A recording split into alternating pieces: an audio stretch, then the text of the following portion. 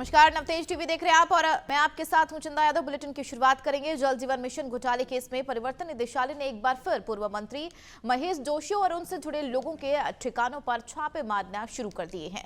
दिल्ली और गुजरात के 10 टीमों ने जयपुर, बांसवाड़ा समेत कई शहरों में महेश जोशी के ठिकानों पर छापेमार कार्रवाई शुरू की है।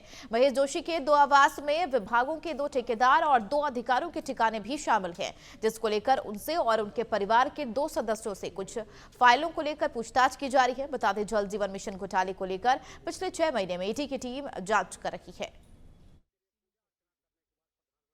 राजस्थान की पूर्ववर्ती सरकार, कांग्रेस सरकार के पूर्व मंत्री महेश जोशी की लगातार मुश्किलें बढ़ती जा रही है, यानी कि मुश्किलें कम होने का नाम नहीं ले रही है। हालांकि मुश्किलें इसलिए बढ़ती जा रही है क्योंकि अब जो है वो दूसरी बार ईडी ने जो है वो उनके घर पर छापा मारा है।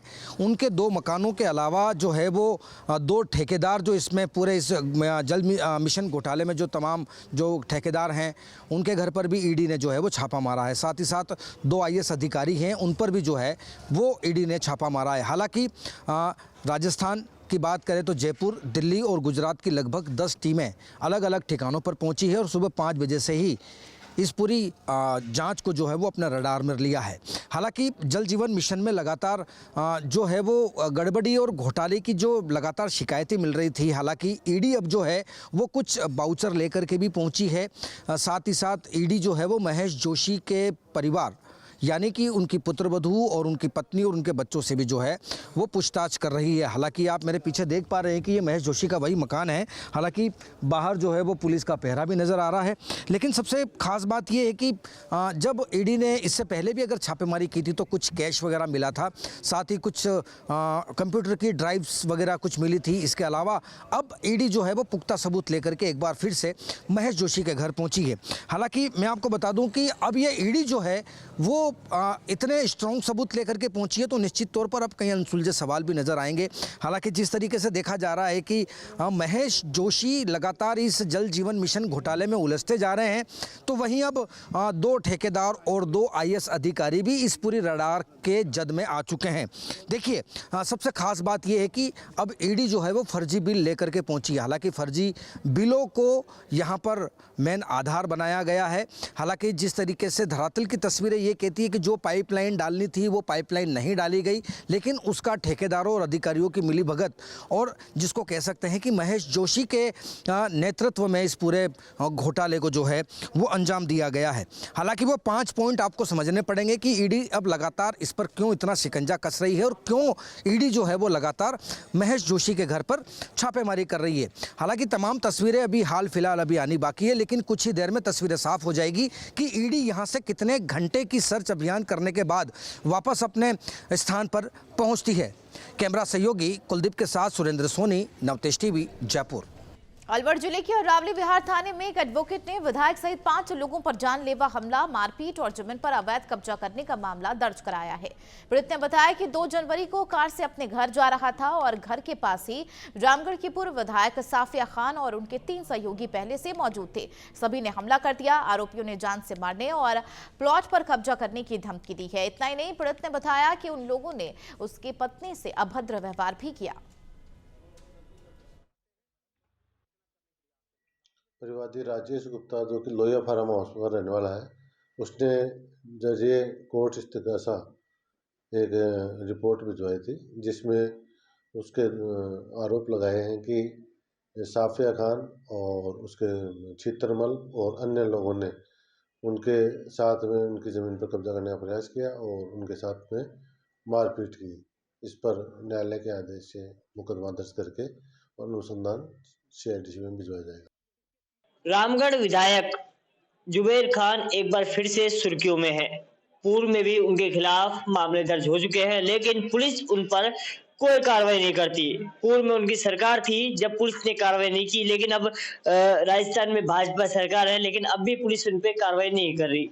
हमारे साथ एडवोकेट मौजूद है, इनसे जानते हैं कि पूरी घटनाक्रम क्या है। सर, क्या पूरा घटनाक्रम है? देखिए, अभी 2 जनवरी की बात है। 2 जनवरी 2024 को शाम करीब 5:30 बजे मैं अपने मुंशी कर्ण के साथ घर जा रहा था।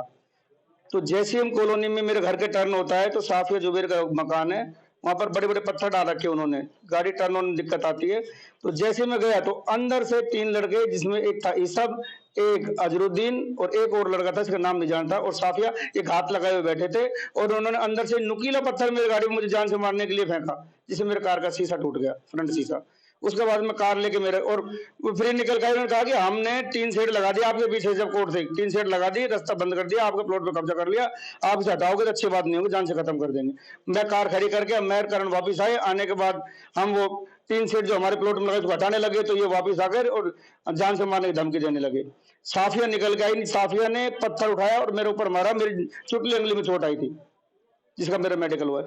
फिर मैंने कहा आप ये क्यों कर रहे हो, जब आपने कोर्ट ने पाबंद कर रखा है। तो तभी उन्होंने उकसाकर, साफिया ने उकसाकर ईसब को और अजरुद्दीन को भेज दिया वो जान से मारने के लिए, जिसकी वीडियो रिकॉर्डिंग मेरे पास है, सीसीटीवी फुटेज है। उसने मुझसे ये कहा कि मैं जान से खत्म कर दूंगा, मैं बहुत पावरफुल आदमी, मैं तोप हूं। मैंने कहा आप कौन, आपका नाम कह दूं, मैं तोप हूं, मैं जान से खत्म कर दूंगा, जिसकी वीडियो रिकॉर्डिंग मेरे पास है। मैं इन सब को लेकर मैंने पुलिस को फोन किया, करीब 50 फोन किए पुलिस को, परंतु पुलिस के कान पर जू तक नहीं रह गया, कोई नहीं आया। मैंने एसपी साहब तेजपाल जी को फोन किया था, कम से कम 10 फोन कर दिए, परंतु पुलिस नहीं आई। उसके बाद करीब 2-2.5 घंटे बाद पुलिस लेट आई, तब तक ये काम कर चुके थे। पुलिस के आने के बाद मनोज जी आए थे, एसआई अरावलियार, उन्होंने कहा कि आप कोतवाली थाना अरावलियार आइए, एफआईआर दर्ज कराइए। मैं थाना अरावलियार गया, परंतु उन्होंने एफआईआर दर्ज नहीं की, क्योंकि पुलिस दबाव में, सरकारें बदल गई परंतु खौफ आज भी बरकरार है इनका। पुलिस दबाव में, पुलिस दबाव होने के बाद पुलिस ने एफआईआर दर्ज नहीं की। मैं जब थाने जा रहा था तो रास्ते में पीछे को इस ये जुबेर का पीए छीतरमल मिल गया रास्ते में। उसने कहा कि अगर साहब के खिलाफ मुकदमा दर्ज किया, उस साथ 3-4 आदमी और थे, तो मैं जान से खत्म कर देंगे। मैं थाना अरावलियार पहुंचे तो पीछे पीछे वो भी आ गए, ईसब भी पहुंच गया, छीतर भी पहुंच गया। वहां पुलिस ने रिपोर्ट दर्ज नहीं की, जबकि पहले एक एफआईआर दर्ज कराई थी जिसमें छीतर भी मुलजिम है, ईसब भी मुलजिम है।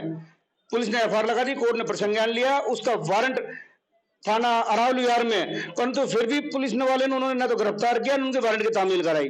मैंने उनसे कहा कि इनके वारंट है, थाने में पड़े हैं, ये मुलजिम खुलेआम कोर्ट में घूम रहे हैं, ये थाने में घूम रहे हैं, देखो। उसके बाद कोई कार्रवाई नहीं की। उसके बाद 2 दिन बाद पेशी थी, उसमें भी लिख के देते साहब ये मुलजिम नहीं मिले, जबकि मुलजिमों ने खुद छीतर ने मेरे खिलाफ परिवार दर्ज कराया। उसके बाद पुलिस को ये दिखते ही नहीं है थाने में भी। जब थाने में भी मुलजिम नहीं दिखेंगे तो घर से तो मतलब ही नहीं कोई लाने का।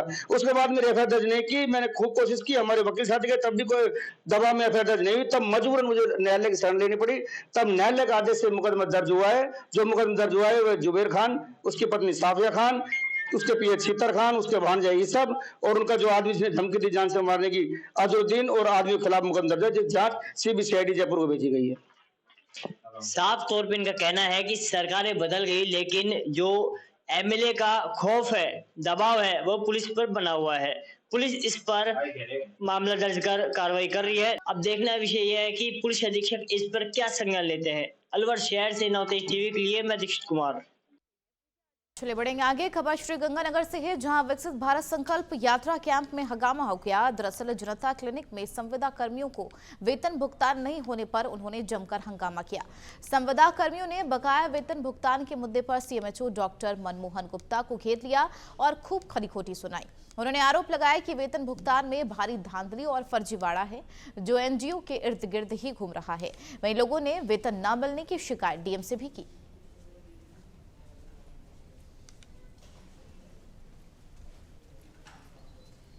अलवर में कोतवाली थाना पुलिस ने बाइक चोरी के मामले में एक आरोपी को गिरफ्तार किया है। पुलिस ने आरोपी के कब्जे से बाइक बरामद की है। कोतवाली थाने के सहायक उप निरीक्षक अरुण कुमार ने बताया कि थाने पीड़ित ने नेहरू गार्डन के पास बाइक चोरी की शिकायत की थी, जिसके बाद से ही एक्टिव पुलिस ने मामले में कार्रवाई करते हुए बाइक चोर को गिरफ्तार कर लिया है और उसके कब्जे से बाइक बरामद की है।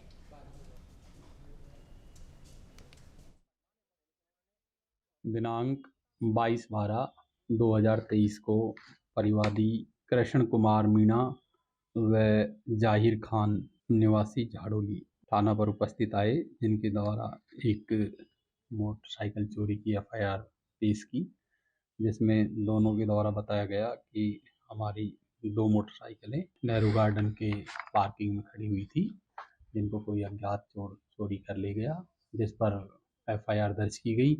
एफआईआर दर्ज करने के पश्चात अनुसंधान किया गया। अनुसंधान के दौरान गश्त आईओ श्री शशिकांत शर्मा द्वारा चेकिंग के दौरान परिवादी जाहिर की मोटरसाइकिल को मुलजिम सोनू पुत्र ओम प्रकाश जाट निवासी बाम्बुली के कब्जे से बरामद की। मौके पर झालावाड़ के खानपुर के सारोला थाना क्षेत्र में पुलिस ने लूट का पर्दाफाश किया है और 2 आरोपियों को गिरफ्तार किया। जिला पुलिस अधीक्षक ऋचा तोमर ने बताया कि 5 जनवरी की मध्यरात्रि में गांव उमरिया में एक घर में अज्ञात बदमाशी द्वारा ताला तोड़कर घर से 98,000 रुपए नकदी और सोने चांदी के जेवरात चोरी कर लिए गए थे। घटना में शामिल 2 बदमाशों को गिरफ्तार किया गया है। पुलिस ने आरोपियों पर 10,000 रुपए का इनाम भी घोषित किया था।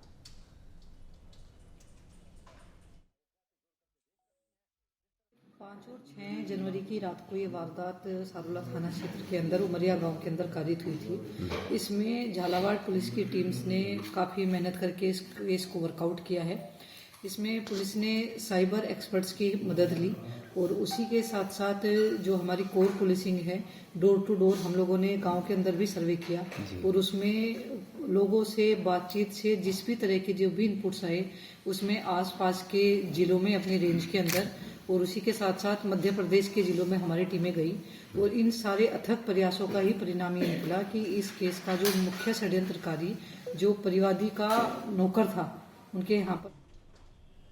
खबर हनुमानगढ़ के रावतसर से है, जहां अवैध खनन परिवहन के खिलाफ अभियान का प्रशासन ने आगाज किया है। जिस कड़ी में कार्रवाई करते हुए पुलिस ने खनन विभाग ने अवैध मैसनरी स्टोन से भरा ट्रेलर जब्त किया है। पुलिस ने रावतसर में मेगा हाईवे 29 DWD के पास कार्रवाई करते हुए 1,14,354 रुपए जुर्माना लगाया है और ट्रेलर को जब्त कर लिया है। पुलिस थाने में जमा कर दिया गया है। आज दिनांक 15/1/2024 से 31/1 तक कंटिन्यू अभियान चलेगा।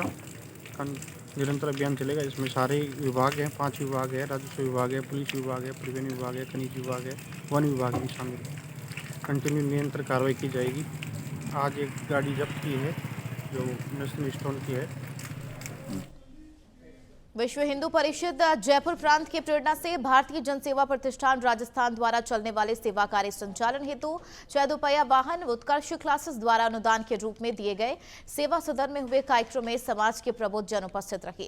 कार्यक्रम में मुख्य अतिथि के रूप में राजस्थान के कैबिनेट मंत्री कर्नल राज्यवर्धन सिंह राठौड़, उत्कर्ष क्लासेस के सीईओ निर्मल गहलोत, विहिप राजस्थान क्षेत्रीय संगठन मंत्री राजाराम, प्रांत उपाध्यक्ष और ट्रस्ट उपाध्यक्ष सुभद्र पापरीवाल, प्रांत विशेष संपर्क प्रमुख एवं ट्रस्ट मंत्री सुलभ शुक्ला सम्मिलित हुए।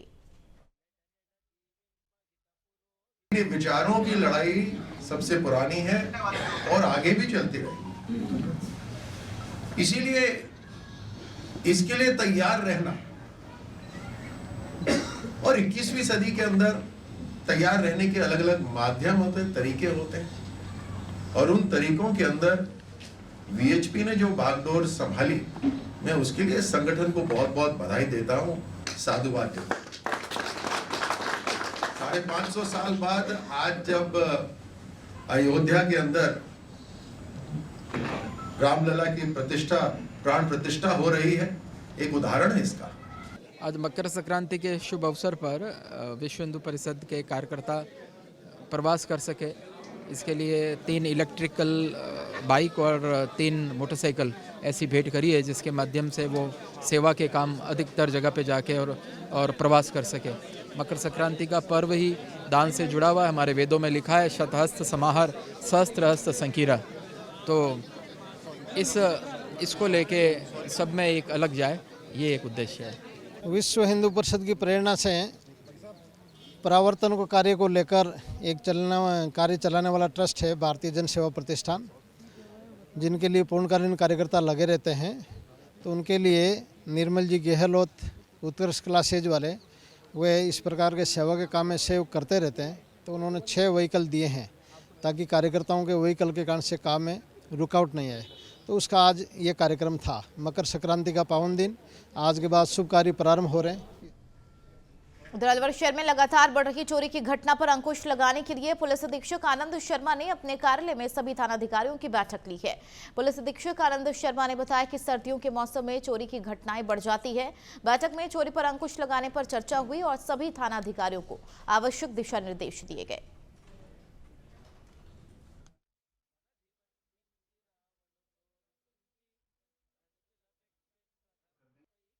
इस सर्दी के मौसम में थोड़ी सी चोरी की घटनाओं में बढ़ोतरी हुई है फॉग की वजह से। आज हमने एक सिटी स्पेसिफिक क्राइम मीटिंग बुलाई है जिसमें हम चिन्हित कर रहे हैं ऐसे लोगों को जो पूर्व में चोरी में चालानशुदा हैं, अभी वो जेल से बाहर आ चुके हैं, और उस तरह से हम एक स्ट्रैटेजी बनाएंगे कि इन वारदातों पर अंकुश लगाया जा सके।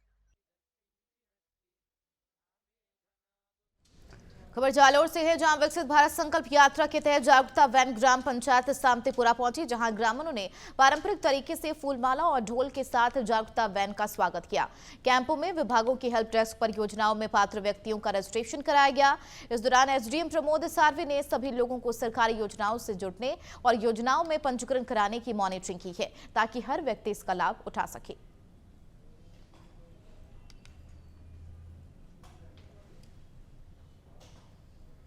खबर चित्तौड़गढ़ से है, जहां मकर संक्रांति के पर्व पर बड़े हर्षोल्लास के साथ लोगों ने मनाया है। लोगों ने पूरे दिन पतंगबाजी का मचा लिया। इस अवसर पर पारंपरिक खेल सितौलिया, पतंगबाजी और अन्य खेल भी बढ़ चढ़कर खेले गए। इस बारे में जानकारी देते हुए हजारेश्वर महादेव मंदिर के महंत चंद्र भारती जी महाराज ने बताया कि हर साल मकर संक्रांति 14 जनवरी को पूरे भारतवर्ष में रीति रिवाज से मनाई जाती है। इस साल मकर संक्रांति 15 जनवरी को मनाई गई। उन्होंने बताया मकर संक्रांति को स्नान, दान, पुण्य का पर्व कहा जाता है, जिस दिन तिल, गुड़, खिचड़ी, फल का दान पूर्ण करने से सूर्य देवता प्रसन्न होते हैं और घर में सुख शांति की प्राप्ति होती है। मकर संक्रांति के दिन आज सूर्य भगवान अपने बेटे के घर पे जो है निवास करेंगे। सूर्य भगवान जो है अपने बेटे के घर पे निवास करेंगे। शनि और सूर्य का इनका मिलन हो जाता है और मकर राशि में प्रवेश करना मतलब अपने बेटे के घर पे है सूर्य देवता। और ये जो मकर राशि है, इस पर जो 14 तारीख के बाद जो 15 पहले 14 तारीख को आती थी, अभी ये 15 तारीख को आने लगी है, क्योंकि हमारी धरती का जो सिस्टम है भी थोड़ा पीछे खिसक रही है। उसकी वजह से हमारी जो तिथियां हैं वो टूट रही हैं। पहले जो है त्रेता में 300 साल में एक बार ग्रहण होता था, और अभी जो है अब एक साल में 4 ग्रहण, 5 ग्रहण, 6 ग्रहण जो है हो रहे हैं। तो ये सारा धरती का जो है सिस्टम जो बदल रहा है और जो प्रकृति बदल रही है, ये उसकी वजह से सारा कुछ हो रहा है। बुलेटिन में फिलहाल मेरे साथ इतना ही। बाकी और भी खबरों के लिए बने रहिए नवतेज टीवी के साथ। नमस्कार।